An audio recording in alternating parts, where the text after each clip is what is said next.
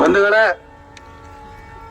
ನಾನು ಕುಮಾರ್ ವೈ, ಚಿತ್ರದುರ್ಗ, ಕರ್ನಾಟಕ ರಾಜ್ಯ ಕಟ್ಟಡ ಮತ್ತು ಅಸಂಘಟಿತ ಕಾರ್ಮಿಕ ಸಂಘಟನೆಗಳ ಒಕ್ಕೂಟದ ಮುಖಂಡರು.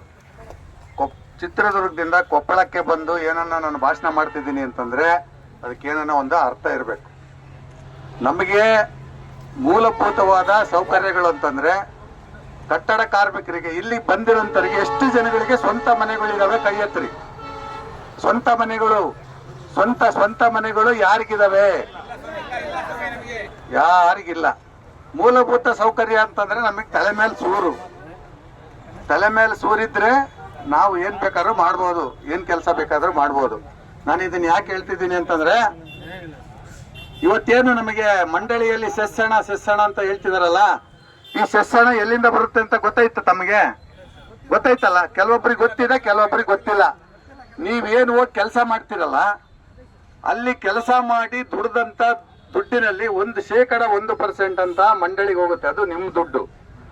ಆ ದುಡ್ಡು ಸುಮಾರು ಒಂದು 10,000 12,000 ಕೋಟಿ ಮಂಡಳಿಯಲ್ಲಿದೆ. ಬೆಂಗಳೂರಿನಲ್ಲಿ ಬನ್ನೇರುಘಟ್ಟ ರೋಡಲ್ಲಿ ಡೈರಿ ಸರ್ಕಲ್ ಅಲ್ಲಿ ಕೌಶಲ್ಯ ಸುರಕ್ಷಾ ಭವನ ಅಂತ ಇದೆ. ಅಲ್ಲಿ ನಮ್ಮ ದುಡ್ಡು ಇದೆ. ಯಾರು ಮಂಡಳಿಗೆ ನೋಂದಾಯಿತರಾಗಿ ಕಟ್ಟಡ ಕಾರ್ಮಿಕರು ಗುರುತಿನ ಚೀಟಿ ತಗೊಂಡಿರ್ತಾರೋ ಅವರಿಗೆ ಮೂಲಭೂತವಾದ ಒಂದು 12 ತರದ ಸೌಕರ್ಯಗಳನ್ನ ಕೊಡಬೇಕು ಅಂತಂದು ನಿಯಮಾವಳಿಗಳ ಪ್ರಕಾರ ಮಾಡಿಟ್ಟಿರ್ತಕ್ಕಂಥ, ಅದನ್ನ ಬಳಸಬೇಕಾಗಿರ್ತಕ್ಕಂಥ ನಿಧಿ ಅದು.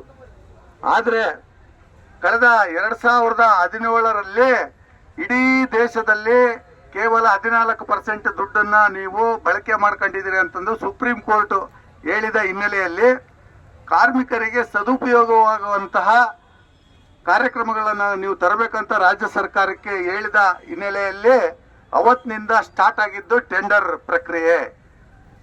ಸುಪ್ರೀಂ ಕೋರ್ಟ್ ಹೇಳ್ತು, ಇವರು ಸ್ಟಾರ್ಟ್ ಮಾಡ್ಕೊಂಡ್ರು ಟೆಂಡರ್ ಕರೆಯೋದ. ಸುಪ್ರೀಂ ಕೋರ್ಟ್ ಏನ್ ಹೇಳ್ತು ಅಂತಂದ್ರೆ ಟೆಂಡರ್ ಕರೀರಿ ಅಂತ ಹೇಳಿಲ್ಲ. ಸುಪ್ರೀಂ ಕೋರ್ಟ್ ಹೇಳಿದ್ದು ಕಟ್ಟಡ ಕಾರ್ಮಿಕರಿಗೆ ಈ ಹಣನ ಸದುಪಯೋಗ ಪಡಿಸ್ಕೊಳ್ರಿ, ಅವರ ಶ್ರೇಯೋಭಿವೃದ್ಧಿಗೋಸ್ಕರ ಬಳಕೆ ಮಾಡೋದಕ್ಕೆ ಅವರಿಗೆ ಆ ನಿಧಿಯನ್ನ ಬಳಸ್ರಿ ಅಂತ. ಆದ್ರೆ 2019ರಲ್ಲಿ ಕೋವಿಡ್ ಬಂತು. ಅವತ್ತಿನ ದಿನದಲ್ಲಿ ನಮಗೆ ಆಹಾರ ಕಿಟ್ಟಿನ ಅವಶ್ಯಕತೆ ಇತ್ತು, ಲಾಕ್ ಡೌನ್ ಆಗಿತ್ತು, 5,000 ದುಡ್ಡು ಹಾಕಿದ್ರು. ಅದೆಲ್ಲ ಓಕೆ, ಆಗ್ಬೋದಲ್ಲ? ಅದೆಲ್ಲ ಸರಿ ಇತ್ತಲ್ಲ? ಮುಂದುವರೆದಂತೆ ಆರೋಗ್ಯ ತಪಾಸಣೆಯನ್ನ ಸ್ಟಾರ್ಟ್ ಮಾಡ್ಕೊಂಡ್ರು. ಬಿಜೆಪಿ ಸರ್ಕಾರದವರೇ ಆರೋಗ್ಯ ತಪಾಸಣೆಯನ್ನು ಶುರು ಮಾಡಿದ್ದು. ಅದರಲ್ಲಿ ಈ ತರ ಕಾರ್ಯಕ್ರಮಗಳನ್ನ ತರಬೇಡ್ರಿ, ದಯವಿಟ್ಟು ಇದು ಇಲ್ಲಿಗೆ ಸ್ಟಾಪ್ ಮಾಡ್ರಿ ಅಂತ ನಾವು ಈಗಾಗಲೇ 3 ವರ್ಷದ ಕೆಳಗನೆ ನಾವು ಕಳೆದ ಬಿಜೆಪಿ ಸರ್ಕಾರಕ್ಕೆ ಹೇಳಿದ್ವಿ. ಏನಂತ? ಈ ರೀತಿ ಹೆಲ್ತ್ ಚೆಕಪ್ ಕ್ಯಾಂಪ್ಗಳನ್ನ ಇಲ್ಲಿಗೆ ರದ್ದು ಮಾಡ್ರಿ. ಒಬ್ಬೊಬ್ಬರ ಹೆಸರಲ್ಲಿ 3,000 ರೂಪಾಯಿನ ತೆಗೆದುಬಿಟ್ಟು ಹೆಲ್ತ್ ಚೆಕಪ್ ಮಾಡಿಬಿಟ್ಟು ಅವರಿಗೆ ಆರೋಗ್ಯ ತಪಾಸಣೆ ಮಾಡಿದೀವಿ ಅಂತ ಹೇಳ್ಬಿಟ್ಟು ಅದರಿಂದ ಮಂಡಳಿಯಿಂದ ದುಡ್ಡು ತೆಗಿತಕ್ಕಂಥ ಕಾರ್ಯಕ್ರಮ ಇದು ಮುಂದುವರೆದಂತೆ 2023ರಿಂದ ಏನ್ ಕಾಂಗ್ರೆಸ್ ನೇತೃತ್ವದ ಸರ್ಕಾರ ಬಂದಾದ್ಮೇಲೆ ಮತ್ತೆ ಇವರು ಅದನ್ನ ಕಂಟಿನ್ಯೂ ಮಾಡಿದ್ರು. ಸಚಿವ ಸಂತೋಷ್ ಲಾಡ್ ಏನ್ ಹಿಂಗ್ ಕಾಲಿಟ್ಟ ಹಿಂಗೆ ಒಳಕ್ಕೆ 100 ರೂಪಾಯಿ ಕೊಡ್ತಿರ್ತಕ್ಕಂಥ ಸ್ಕಾಲರ್ಶಿಪ್ 30 ರೂಪಾಯಿ ಇಳಿದು ಬಿಡ್ತು. 100 ರೂಪಾಯಿ ಕೊಡೋ ಸ್ಕಾಲರ್ಶಿಪ್ ಎಲ್ಲಿಗೆ ಬಂತು? 30 ರೂಪಾಯಿಗೆ ಬಂತು. ಇಡೀ ರಾಜ್ಯದಲ್ಲಿ 42 ಲಕ್ಷ ಜನ ಕಟ್ಟಡ ಕಾರ್ಮಿಕರಿದ್ರು. ಅವ್ರನ್ನೆಲ್ಲ ತೆಗೆದ್ಬಿಟ್ಟು ಒಂದು 20 ಲಕ್ಷನೂ ಇಲ್ಲ. ಈಗ ಹೋಗ್ಲಿ, ಬೋಗಸ್ ಕಾರ್ಮಿಕರು ಹೋಗ್ಲಿ, ಪರವಾಗಿಲ್ಲ, ನಾವು ಅದನ್ನ ವಿರೋಧ ಮಾಡೋದಿಲ್ಲ. ಈಗ ಆಕ್ಟಿವ್ ಇರ್ತಕ್ಕಂಥ ಕಾರ್ಡ್ಗಳ ಸಂಖ್ಯೆ ಕೇವಲ ಒಂದು 10 ಲಕ್ಷ ಇದಾವೆ. ವಿದ್ಯಾರ್ಥಿ ವೇತನ ಸಂಬಂಧಪಟ್ಟಂತೆ ಇವಾಗ ವಿದ್ಯಾರ್ಥಿ ವೇತನನ ಮರುಪರಿಶೀಲನೆ ಮಾಡಿ ಕೊಡ್ಬೇಕಂತ ಸುಪ್ರೀಂ ಕೋರ್ಟ್ ಹೇಳಿದ್ರು ಕೂಡ ಅದನ್ನ ಇಲ್ಲಿವರೆಗೂ ಚರ್ಚೆಗೆ ತಂದಿಲ್ಲ. ಅದಿನ್ನು ಈಗಿನ ಪ್ರಕ್ರಿಯೆ, ನಾವಿನ್ನು ಹೋರಾಟಗಳು ಸ್ಟಾರ್ಟ್ ಮಾಡಿರೋದ್ರಿಂದ ಈಗಿನ್ನು ಸ್ಟಾರ್ಟ್ ಆಗ್ತೈತೆ. ನಮ್ಮ ಮೂಲ ಉದ್ದೇಶ ಏನಪ್ಪಾ ಅಂತಂದ್ರೆ, ನೋಂದಾಯಿತ ಕಟ್ಟಡ ಕಾರ್ಮಿಕನ ಸಹಜ ಸಾವಿಗೆ 5 ಲಕ್ಷ ಕೊಡ್ರಿ. ಬರೀ 1.5 ಲಕ್ಷ ಕೊಟ್ರೆ ಬರೀ ತಿಥಿ ಮಾಡಕ್ ಆಗಲ್ಲ. ಅವನ ಕುಟುಂಬಕ್ಕೆ, ಅವನ ಅವಲಂಬಿತರಿಗೆ 5 ಲಕ್ಷ ಕೊಟ್ರೆ ಅಟ್ಲೀಸ್ಟ್ ಅದನ್ನ ಇಟ್ಕೊಂಡು ಜೀವನ ಮಾಡ್ತಾರ ಅವ್ರ ಮಕ್ಕಳು, ಅವರ ಸಂಸಾರಗಳು ಅಂತ ನಾವು ಇವತ್ತು 10 ವರ್ಷಗಳಿಂದನೂ ಕೂಡ ಮನವಿ ಪತ್ರ ಸಲ್ಲಿಸ್ತಿದ್ದೀವಿ. ಆದ್ರೆ ಈ ಸರ್ಕಾರದವರು ನೋಂದಾಯಿತ ಏನ್ ಕಟ್ಟಡ ಕಾರ್ಮಿಕ ಇದ್ದಾನೆ ಅವರಿಗೆ ತುಂಬಾನೇ ಅನ್ಯಾಯ ಮಾಡ್ತಿದ್ದಾರೆ.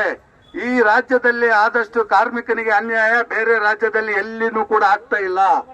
ನಾವಿವತ್ತು ಅಪಘಾತದಲ್ಲಿ ಮೃತಪಟ್ಟಂತ ನೋಂದಾಯಿತ ಕಟ್ಟಡ ಕಾರ್ಮಿಕನಿಗೆ 10 ಲಕ್ಷ ಕೊಡ್ರಿ ಅಂತ ಕೇಳ್ತಿದ್ದೀವಿ. ಅದನ್ನು ಕೂಡ ಕೊಡಕ್ಕಾಗ್ತಿಲ್ಲ. ಹೋಗ್ಲಿ ಬಿಡು, ಏನು ಕೊಡೋದ್ ಬೇಡ. ಮೂಲಭೂತ ಸೌಕರ್ಯಗಳು ನಮಗೆ ವಿದ್ಯಾರ್ಥಿ ವೇತನ, ಮದುವೆ ಸಹಾಯಧನ, ಶೈಕ್ಷಣಿಕ ಸಹಾಯಧನ, ಹೆರಿಗೆ ಭತ್ಯೆ, ತಾಯಿ ಮಗು ಪೋಷಣೆ, ಪೆನ್ಷನ್, ಇನ್ನಿತರ ಸೌಲಭ್ಯಗಳನ್ನ ನಮಗೆ ಮೂಲಭೂತವಾಗಿ ಕೊಡ್ತಕ್ಕಂತ ಸೌಲಭ್ಯಗಳನ್ನ ಕೊಡ್ರಿ ಅಂತ ಕೇಳಿದ್ರು ಕೂಡ ಕಳೆದ 1.5 ವರ್ಷಗಳಿಂದ ಸಂತೋಷ್ ಲಾಡ್ ಸ್ವಾಮಿ ಯಾವ ಕಾಲಿಟ್ನು ಅಲ್ಲಿಂದ ಇಲ್ಲೇ ತಕ್ಕನ ಯಾರಿಗೂ ಸರಿಯಾಗಿ ಸಿಕ್ಕಿಲ್ಲ. ಏನಂತೀರ ಇದಕ್ಕೆ? ಸಿಕ್ಕಿಲ್ಲ. ಆ ನಿಟ್ಟಿನಲ್ಲಿ ನಾವು ಇವತ್ತು ಈ ಟೆಂಡರ್ಗಳು ಏನ್ ಕರೆದು ವೆಂಡರ್ಗಳು, ಟೆಂಡರ್ಗಳ ಜೊತೆಗೆ ವೆಂಡರ್ಗಳು ಇದಾರೆ, ಆ ವೆಂಡರ್ಗಳನ್ನ ಮುಂದೆ ಹೊಟ್ಟೆ ತುಂಬಿಸ್ತಕ್ಕಂತ ಕೆಲಸನ ಮಾಡ್ತಿದಾರಲ್ಲ, ಅದನ್ನ ನಿಲ್ಲಿಸ್ರಪ್ಪ ಅಂತ ನಾವು ಇವತ್ತು ಕೇಳಿದ್ರೆ ಬೆದರಿಕೆ ಫೋನ್ ಹಾಕಿಸ್ತಾರೆ. ಇವತ್ತು ನನಗೆ ಬೆದರಿಕೆ, ನೀನ್ ನಿಲ್ಲಿಸಿಲ್ಲ ಅಂತ ನೀನ್ ಏನ್ ಮಾಡ್ತೀನಿ ಗೊತ್ತಿಲ್ಲ ಅಂತ ಬೆದರಿಕೆ ಹಾಕ್ತಾನೆ ಬೆಳಿಗ್ಗೆ ನನಗೊಬ್ಬ. ಅವನಿಗೆ ನಾನು ಹೆದರ್ಬೇಕಾ? ಇಡೀ ಈ ಸಮೂಹನೇ ಇರ್ಬೇಕಾದ್ರೆ ನಾನ್ ಯಾಕೆ ಹೆದರ್ಲಿ? ರಾಜ್ಯದ ಕಟ್ಟಡ ಕಾರ್ಮಿಕರು ನನ್ನ ಬೆನ್ನಿಂದ ಇರ್ಬೇಕಾದ್ರೆ ನಾನು ಬೇಕಾದ್ರೆ ಕೊಲೆ ಮಾಡ್ಲಿ, ನಾನು ಕೊಲೆ ಆಗಕ್ಕೂ ರೆಡಿ ಇದ್ದೀನಿ, ಹೊಡಿಸ್ಕೊಳಕ್ಕೂ ರೆಡಿ ಇದ್ದೀನಿ, ಏನ್ ಬೇಕೋ ಮಾಡ್ಲಿ ಮಾಡಿಸ್ಕೊಳಕ್ಕೂ ರೆಡಿ ಇದ್ದೀನಿ. ಆದ್ರೆ ಯಾವುದೇ ಕಾರಣಕ್ಕೂ ಹೋರಾಟಗಳನ್ನ ನಿಲ್ಸೋದಿಲ್ಲ. ಇವರು ಯಾವತ್ತು ಟೆಂಡರ್ನ ನಿಲ್ಲಿಸ್ತಾರೆ ಅವತ್ತು ಹೋರಾಟ ನಿಲ್ತತೆ. ಯಾವತ್ತು ಮೂಲಭೂತ ಸೌಕರ್ಯಗಳನ್ನ ಕೊಡ್ತಾರೆ ಅವತ್ತು ಹೋರಾಟಗಳು ನಿಲ್ತವೆ. ಯಾವತ್ತು ಕಟ್ಟಡ ಕಾರ್ಮಿಕರಿಗೆ ಸಾಮಾಜಿಕ ನ್ಯಾಯ ಸಿಗುತ್ತೆ ಅಲ್ಲಿವರೆಗೂ ನಮ್ಮ ಹೋರಾಟ ನಡೀತಾನೆ ಇರ್ತತೆ. ಈ ನಿಟ್ಟಿನಲ್ಲಿ ನಾವಿವತ್ತು ಚಿತ್ರದುರ್ಗದಿಂದ ಬಂದು ಇವತ್ತು